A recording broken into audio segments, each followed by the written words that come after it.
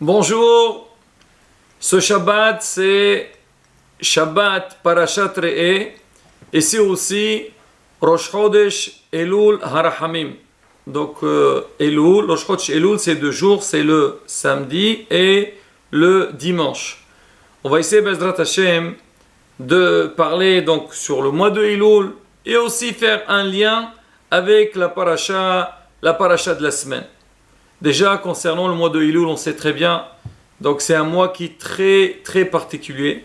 C'est le dernier mois de l'année juive par rapport à la création du monde, parce qu'on a expliqué dans le passé que le premier mois de la Torah, c'est le mois de Nissan, le mois dans lequel le peuple d'Israël a été libéré d'Égypte, mais donc Rosh Hashanah, donc c'est par rapport à la création de l'homme, parce que le monde a été créé le 25 Elul, et l'homme, il a été créé donc le 6e jour qui est le premier Tishri. C'est pour ça qu'on dit le jour de Rosh Hashanah, Hayom Harat Olam, ou Hayom Ya'amid Bimishpat Kol Yisrael Olam. Hayom Harat Olam, c'est quoi Harat Olam? Le monde est tombé enceinte. Comment le monde est tombé enceinte? C'est parce que l'homme a été créé, il a été mis dans le monde. Bon, alors, et le mois de Elul, donc c'est le dernier mois, donc on doit nous préparer par rapport à Yom Haddin. Alors sur ça, alors on dit, dans le passé on disait, quand le Hazan, on dit Shabbat Mebarchin, il dit donc le mois qu'on va bénir, c'est le mois de Elul, il dit qui n'a pas peur? Tout le monde tremblait parce qu'on sait, on s'approche vers Yom Haddin et tout le monde a besoin de faire un effort, de faire une vraie teshuva, au point qu'il disait, à l'époque, aujourd'hui, je ne sais pas si c'est le cas, on disait que quand on disait Elul est arrivé, même les poissons dans l'eau, ils tremblaient. C'est-à-dire c'était une peur, une frayeur partout parce qu'on sait que le monde entier il va être jugé. Mais encore une fois, Rabotai, il faut prendre cette période, comme on dit, avec beaucoup de rigueur, mais derrière ça, il ne faut pas entrer dans un drame et se dire oh là, c'est l'angoisse totale. Au contraire, Hachem, il nous attend qu'on fasse une vraie teshuva, qu'on s'approche à lui, qu'on avance, on progresse, on évolue, Bezrat Hachem. Donc il faut espérer, si Dieu veut, qu'on aura une bonne année avec toutes les bénédictions. Alors on raconte, il y avait une fois, il y a un rabbin passé avec ses élèves, ils sont passés devant un champ et il y a l'agriculteur, il dit à son fils, il lui dit mon fils, arrête de faire ta paresse. Dépêche-toi, sois plus vif, travaille. Il dit, sache-le, celui qui a la paresse pendant donc cette période-là qu'on doit travailler la terre, il a perdu toute son année et n'aura pas de récolte plus tard. Alors le Rav, il entend ça, il dit à ses élèves, vous avez entendu ce qu'il a dit? Il a dit, tout dépend de maintenant. Tu travailles bien pendant ces jours-là, travailles bien ta terre, tu auras une bonne récolte. Hachamim dit, c'est pareil aussi. Par rapport au mois de Elul, c'est un mois. Ça ne veut pas dire que toute l'année, on doit négliger, mais au contraire. On doit toujours travailler, mais ce mois-ci, on doit persévérer encore plus, on doit faire plus d'efforts et suivre les instructions. Donc tout ce que Hachamim nous ont instauré, nos rabbanim, et Be'ezrat Hashem. Donc quand on respecte correctement les règles qui étaient dites, alors Be'ezrat Hashem, on aura une avtaha, une promesse d'Akadosh Baruch Hu, si Dieu veut, qu'on aura une bonne année. Alors, on va parler de la paracha, Parashat Re'eh. C'est une paracha qui est riche aussi d'enseignements, mais on parle d'un point, et demain, j'imagine. Alors, les amateurs des grandes brachot, parce qu'on sait que dans des synagogues, quand il y a un passage où il y a dedans une bracha, on a envie de l'acheter. C'est vrai, faut pas critiquer ça. C'est marqué, c'est rapporté dans pas mal de sfarim. Et demain, Bezrat Hashem, on lira le passage de Aser te'aser et tevoat zar'echa. C'est que Hachem nous demande de prélever le Maaser. Donc, quand on a une récolte, on doit donner donc il y a des règles. Ce qu'on doit donner au Kohen, ce qu'on doit donner au Lévi. Et on pose la question, pourquoi c'est marqué Aser te'aser? Aser, ça suffit. Pourquoi ça a été répété? Alors, on dit Aser qui dit shetit asher. Quand l'homme il prélève le Maaser, le 1/10, il y en a qui disent même qu'il faut aller jusqu'au, pas un 10e, un 5e. Mais bon, déjà, 10e, c'est déjà pas mal. Alors on dit, Aser, celui qui donne le Maaser, il a une promesse que Bezat Hashem, il s'enrichira. Et sur toutes les mitzvot, on dit que l'homme, il n'a pas le droit de tester Hashem. On n'a pas le droit de dire, voilà, je vais faire cette mitzvah pour qu'Hachem me récompense. Non, tu fais les mitzvot et Hachem, il fera la comptabilité, il te donnera ce que tu as besoin. Il y a une seule mitzvah sur laquelle Nassoun et vous pouvez donc me tester. Hachem, il le dit, donne le maaser, prélève le maaser, donne à ceux qui sont dans le besoin et tu verras, moi, je t'enrichirai. Et là, Bémet, Rabotai, des fois les gens, ils disent quoi? C'est quoi? On dirait l'argent aussi, il prend une part dans les mitzvot. Il faut savoir, Rabotai, c'est sûr, l'argent, bien sûr, on a besoin de l'argent, mais et l'argent c'est matériel, mais aussi avec l'argent, on peut faire beaucoup de mitzvot. Et derrière ça, Rabotai, on va voir ensemble un grand message qui va sortir à travers cette mitzvah. Même, on sait très bien que maintenant, pour le mois de Elul, alors on dit qu'il y a beaucoup de choses que l'homme il a besoin de faire pour qu'il soit zoché, qu'il soit méritant Yom Hadin. Parmi les choses qu'on dit, et on le voit dans les synagogues, on dit donner beaucoup de zdakot. Déjà, il faut régler ses comptes, les nedarim, parce que aujourd'hui on a fait Atarat Nedarim, alors ceux qui n'ont pas pu le faire ce matin, ils ont toute la journée pour le faire, même cet après-midi avant Minha, ils peuvent le faire. Alors, si quelqu'un, alors Alénou, il a fait des nedarim, il a fait des vœux, il les a pas payés, on a expliqué. Donc, Pinchaso Patouah, dont le ciel, regardez, il a fait des promesses, il les a pas réglées, c'est problématique. Donc, il faut penser à les régler. Mais on dit à la bataille, donner les zdakot, on donne beaucoup, ça aide beaucoup. Qur'in gzardeno shel adam.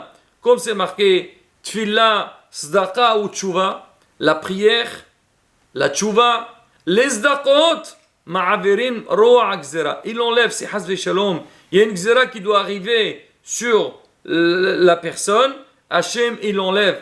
On dit, Béhémet, pour voir un petit peu la puissance de chaque chose. On dit, il y a des mots, on a Kol, Som, Mamon. Kol, c'est quoi? Kol, c'est la tifila, la voix. On a Som, c'est le jeûne, c'est la tchouva. C'est-à-dire que l'homme, il fait des efforts, il se prive de certaines choses. Et la troisième chose, c'est Mamon. Mamon, c'est l'argent donné la zdaka. Si on regarde la valeur numérique des trois, ça fait combien? Ça fait 136. Kol, 100, Lam 30 et Wav, ça fait 136. Somme, pareil. Mamon, c'est pareil. Pour dire que quoi? Hein? Que le fait de donner des zdakot, donner de l'argent, aider les autres, ça aide énormément. Et Rabotai, c'est un peu, aussi on peut comprendre. Parce que quand Hachem il t'a donné, d'accord, tu as travaillé. Et toi, tu as pensé aux autres, tu les as aidés. Hachem regarde, il dit, regardez ce monsieur. Il est Rahman, il est miséricordieux. Alors moi aussi, je serai miséricordieux avec lui. Et je serai prêt à lui enlever, donc, Hasvi Shalom, si jamais il y a une gzara qui doit arriver sur lui, alors on enlève. Mais derrière ça, regardez Rabotai, Haramim il explique, c'est que dans la vie, et si on veut vraiment réussir, c'est vrai en règle générale, beaucoup de fois, il y a des gens qui te disent, moi, j'aime bien transmettre, mais je ne veux pas parler de punition. Ni sachar, ni on, c'est-à-dire ni récompense, ni punition. J'essaie d'expliquer aux gens, de leur dire, donc, notre devoir, nos obligations, et après chacun y fera par rapport à sa raison, ce qu'il comprend. Il faut savoir une chose, Rabotai, c'est marqué, c'est vrai qu'en règle générale, surtout à notre époque, on est dans une époque des, comme on dit, des gâtés. Alors aujourd'hui, faire très attention, ne pas brusquer, bon, d'accord, comme on dit, il y a des poids et de mesures dans tout, mais il faut savoir, même au niveau de l'éducation, il y a ce qu'on appelle Sachar ve'onesh, et c'est connu, Rabotai, c'est rapporté dans beaucoup de sfarim, surtout par rapport aux enfants. Dans l'éducation des enfants, c'est vrai aujourd'hui faire très attention, mais quand l'enfant il est petit, on dit c'est bien, le faire peur, pas faire peur comme il dit, voilà, il y a, je ne sais pas, il y a le loup qui va te manger, ou je ne sais pas quoi, tu as ces histoires de grand-mère, mais c'est pas ça. Mais ça veut dire quoi? Parler de Sachar et Onesh, ça veut dire parler de récompense et de punition. Faire peur. Là, on a fini, le mois dernier, on avait fait la période de Tcha B'Av. Et on voit beaucoup de gens, ils respectent. Pourquoi? Parce que quand on était petit, on nous a fait peur. On nous a dit, il faut faire attention. Si quelqu'un ne respecte pas, il fait ceci, cela, il peut, hasve shalom, avoir des problèmes. Et vu que à notre jeune âge, on nous a inculqué ça, donc tout le long de notre vie, donc on fait attention à ça. C'est pareil aussi dans Avodat Hashem. Dans Avodat Hashem, il faut aussi parler des punitions.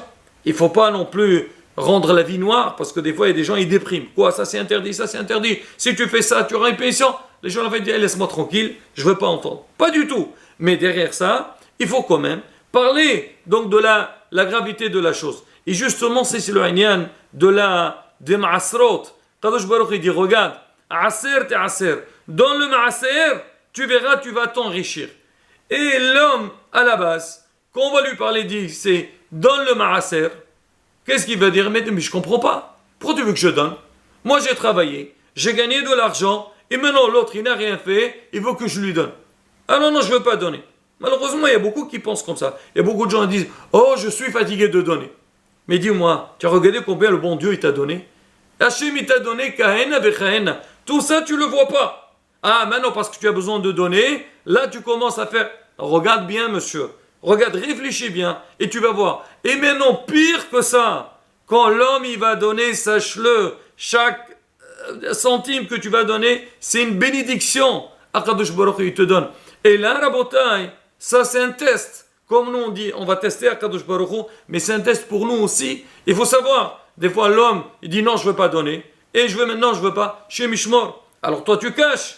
Hachem aussi cache chez lui, il ne va pas te donner. Alors justement, c'est pareil aussi, au niveau de mitzvot et ma'asim tovim, au niveau des actions.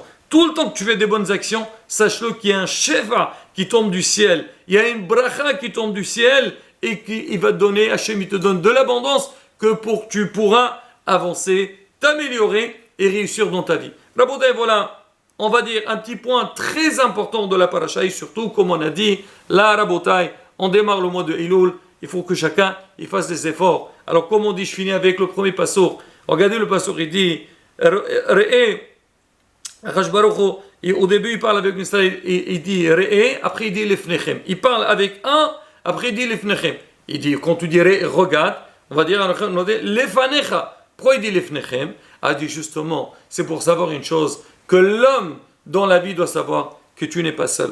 Toi, tu es riche, je parle avec toi. Mais toi, tu dois faire une chose, il faut aussi penser à tout ce qui est, celui qui entoure, les gens qui t'entourent, les gens qui sont autour de toi. Et Rabotai, c'est pas seulement au niveau de l'argent, même au niveau des mitzvot. Des fois, pour faire une mitzvah, on a besoin du mot. Voilà, le matin, on veut prier. S'il n'y a pas minyan, on ne peut pas faire un bel fila. Ce matin, Baruch Hashem, on a fait Atarat Nedarim. On avait dit, il faut qu'il y ait 2 groupes de 10 personnes. Imaginez-vous, chacun il se dit, bon, laisse tomber, moi je ne vais pas venir. On n'aurait pas pu faire une vraie Atarat Nedarim. Et quand chacun il a fait un effort, Baruch Hashem, on a pu. Qu'on commence, comme on dit, avec force ce mois de Elul, et Bezrat Hashem, on arrivera au mois, le jour Yom Adin, Rosh Hashanah Yom Kippourim, bien chargé, et avec l'espoir, Bezrat Hashem, d'avoir une année pleine de brachot. Amen. Ken Yerason. Shabbat Shalom. On vorach.